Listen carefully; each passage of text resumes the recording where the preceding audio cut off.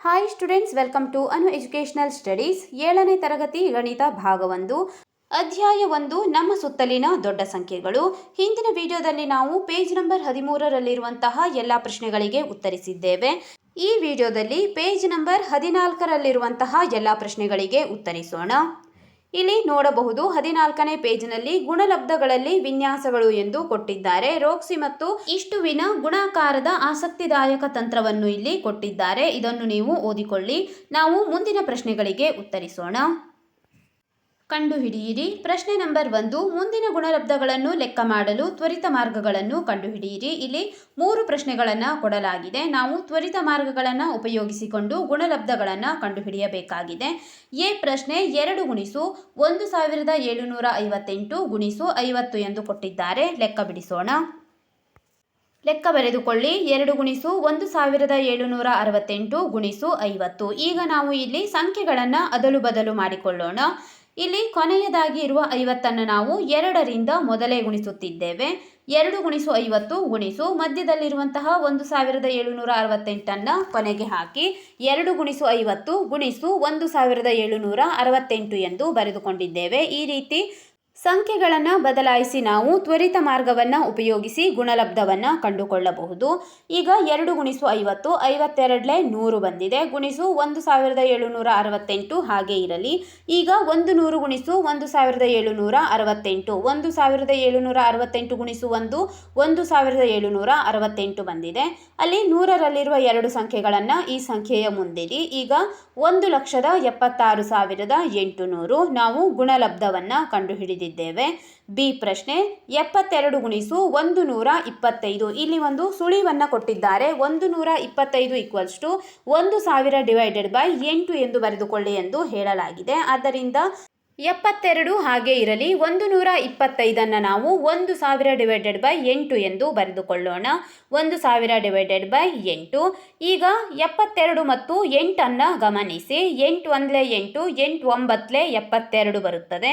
ಇಲ್ಲಿ ಛೇದದಲ್ಲಿ ಯಾವುದೇ ಸಂಖ್ಯೆ ಉಳಿಯುವುದಿಲ್ಲ. 8 1 8 8 9 72 ಮಾಡಿದಾಗ 9 ಮತ್ತು 1000 ಉಳಿಯಿತು. 9 ಗುಣಿಸು 1000 9 1 9 3 0ಗೆ 3 0 ಹಾಗೆ ಇರಿಸಿ. ಗುಣಲಬ್ಧ 9000 ಬಂದಿದೆ. ಸಿ ಪ್ರಶ್ನೆ 125 ಗುಣಿಸು 40 ಗುಣಿಸು 8 ಗುಣಿಸು 25. ಈಗ ಇಲ್ಲೂ ಕೂಡ ನಾವು ಸಂಖ್ಯೆಗಳನ್ನು ಅದಲು ಬದಲು ಮಾಡೋಣ.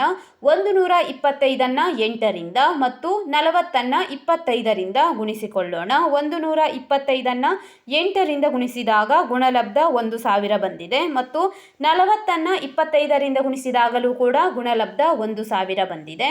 1000 ಗುಣಿಸು 1000 1 1 1 ಎಂದು ಬರೆಯಿರಿ. ಈಗ 1000ದಲ್ಲಿ 3 ಸಂಖ್ಯೆ 0 ಮತ್ತು ಇನ್ನೊಂದು 1000ದಲ್ಲಿ 3 ಸೊನ್ನೆಗಳಿವೆ. 3 + 3 6 ಸೊನ್ನೆಯನ್ನು ನೀವು 1ರ ಮುಂದೆ ಇರಿಸಬೇಕು. 1 2 3 4 5 ಮತ್ತು 6 ಸೊನ್ನೆಗಳನ್ನು ಬರೆಯಿರಿ. ಈಗ 10 ಲಕ್ಷ ಗುಣಲಬ್ಧವಾಗಿದೆ. ಪ್ರಶ್ನೆ ನಂಬರ್ 2, ಮುಂದಿನ ಗುಣಲಬ್ಧಗಳನ್ನು ತ್ವರಿತವಾಗಿ ಕಂಡುಹಿಡಿಯಿರಿ. ಎ ಪ್ರಶ್ನೆ 25 ಗುಣಿಸು 12 ಎಂದು ಕೊಟ್ಟಿದ್ದಾರೆ. ಲೆಕ್ಕ ಬಿಡಿಸೋಣ. ಬರೆಯಿರಿ. ಎ ಪ್ರಶ್ನೆ 25 ಗುಣಿಸು 12. ನೀವು ಹಿಂದಿನ ಲೆಕ್ಕದಲ್ಲಿ ನೋಡಿದ್ದೀರಿ. ನಾವು 125ಅನ್ನು 1000 ಡಿವೈಡೆಡ್ ಬೈ 8 ಎಂದು ಬರೆದುಕೊಂಡಿದ್ದೇವೆ. ಆದ್ದರಿಂದ ಇಲ್ಲಿ 25ಅನ್ನು 100 ಡಿವೈಡೆಡ್ ಬೈ 4 ಎಂದು ಕೂಡ ಬರೆದುಕೊಳ್ಳಬಹುದು. ಏಕೆಂದರೆ 4 1 4 4 25 100 ಆಗುತ್ತದೆ. ಆದ್ದರಿಂದ 25ಅನ್ನು 100 ಡಿವೈಡೆಡ್ ಬೈ 4 ಎಂದು ಬರೆದುಕೊಳ್ಳಿ. ಗುಣಿಸು 12 ಹಾಗೆ ಇರಲಿ. ಈಗ 4 ಮತ್ತು 12ಅನ್ನು ಗಮನಿಸಿ. 4 1 4 4 3 12 4 ಮತ್ತು 12 ಕ್ಯಾನ್ಸಲ್ ಆಗಿ 3 ಮಾತ್ರ ಉಳಿದಿದೆ. 100 ಗುಣಿಸು 3 100 ಗುಣಿಸು 3 100 300 ಬರೆದುಕೊಳ್ಳಿ. ಗುಣಲಬ್ಧ 300 ಆಗಿದೆ. ಬಿ ಪ್ರಶ್ನೆ 25 ಗುಣಿಸು 240. ಇಲ್ಲೂ ಕೂಡ ನಾವು 25ಅನ್ನು 100 ಡಿವೈಡೆಡ್ ಬೈ 4 ಎಂದು ಬರೆದುಕೊಳ್ಳೋಣ. 100 ಡಿವೈಡೆಡ್ ಬೈ 4 ಗುಣಿಸು 240 ಹಾಗೆ ಇರಲಿ. ಈಗ 4 ಮತ್ತು 240ಅನ್ನು ನಾವು ಛೇದ ಹೊಡೆಯಬೇಕು. 4 1 4 4 6 24 ಬರುತ್ತದೆ.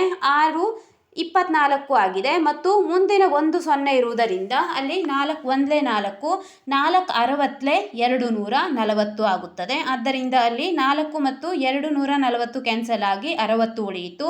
100 ಗುಣಿಸು 60 ಈಕ್ವಲ್ಸ್ ಟು 6000. 6 1 6, ಇಲ್ಲಿ 2 0 1 0, ಒಟ್ಟು 3 ಸೊನ್ನೆಗಳಿವೆ. 6ರ ಮುಂದೆ 3 ಸೊನ್ನೆಯನ್ನು ಇರಿಸಿರಿ. 6000 ಗುಣಲಬ್ಧವಾಗಿದೆ. 250 ಗುಣಿಸು 120. 250 ನಾವು 1000 ಡಿವೈಡೆಡ್ ಬೈ 4 ಎಂದು ಬರೆಯಬಹುದು. 4 1 4, 4ಅನ್ನು 250ರಿಂದ ಗುಣಿಸಿದಾಗ 1000 ಬರುತ್ತದೆ. ಗುಣಿಸು 120 ಹಾಗೆ ಬರೆಯಿರಿ. ಈಗ 4 ಮತ್ತು 120 ಗಮನಿಸಿ. 4 1 4, 4 3 12 ಆಗುತ್ತದೆ. ಇಲ್ಲಿ 3 ಮತ್ತು 0 ಉಳಿಯಿತು. ಅಂದರೆ 4 1 4, 4 30 120 ಆದಂತಾಯಿತು.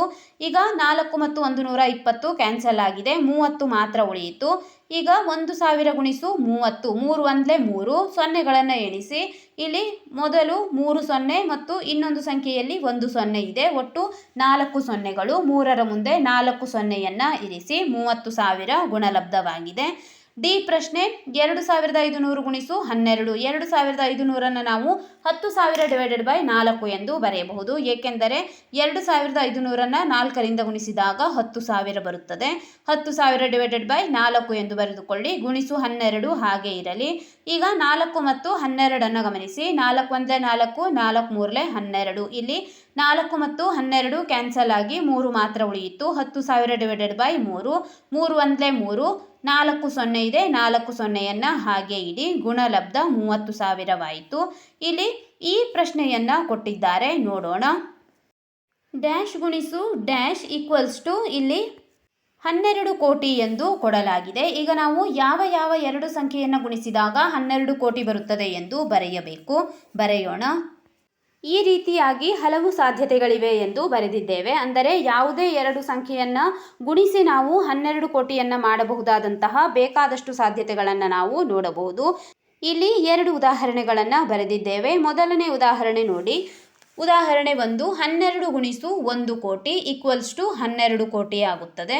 ಮತ್ತು ಇನ್ನೊಂದು ಉದಾಹರಣೆಯಲ್ಲಿ 1,20,000ವನ್ನು ನಾವು 1 ಲಕ್ಷದಿಂದ ಗುಣಿಸಿದಾಗಲೂ ಕೂಡ 12 ಕೋಟಿಯನ್ನು ಪಡೆಯುತ್ತೇವೆ. ನೀವು ಇವೆರಡರಲ್ಲಿ ಯಾವುದಾದರೂ ಒಂದು ಸಂಖ್ಯೆಯನ್ನು ಬರೆದುಕೊಳ್ಳಿ. ಇದು 12 ಬಿಲಿಯನ್ ಅಥವಾ 12 ಕೋಟಿಗೆ ಸಮನಾಗಿರುತ್ತದೆ. ಈ ವಿಡಿಯೋದಲ್ಲಿ ನಾವು ಪೇಜ್ ನಂಬರ್ 14ರಲ್ಲಿರುವಂತಹ ಎಲ್ಲ ಪ್ರಶ್ನೆಗಳಿಗೆ ಉತ್ತರಿಸಿದ್ದೇವೆ. ಮುಂದಿನ ವಿಡಿಯೋದಲ್ಲಿ ಪೇಜ್ ನಂಬರ್ 15ರಲ್ಲಿರುವಂತಹ ಎಲ್ಲ ಪ್ರಶ್ನೆಗಳಿಗೆ ಉತ್ತರಿಸೋಣ. ನಮ್ಮ ಅನು ಎಜುಕೇಷನಲ್ ಸ್ಟಡೀಸ್ನಲ್ಲಿ 7ನೇ ತರಗತಿ ಗಣಿತ ಭಾಗ 1ರ ಎಲ್ಲ ಪಾಠಗಳ ಅಭ್ಯಾಸದ ಪ್ರಶ್ನೋತ್ತರಗಳನ್ನು ಬಿಡಿಸಲಾಗುವುದು. ನೀವು ಎಲ್ಲ ಪಾಠಗಳ ಅಭ್ಯಾಸದ ಪ್ರಶ್ನೋತ್ತರಗಳಿಗಾಗಿ ನಮ್ಮ ಚಾನಲ್ನ ಪ್ಲೇಲಿಸ್ಟ್ 7ನೇ ತರಗತಿ ಗಣಿತ ಭಾಗ 1 ಅಭ್ಯಾಸ ಪ್ರಶ್ನೋತ್ತರಗಳು ಇದನ್ನು ಗಮನಿಸಬಹುದಾಗಿದೆ.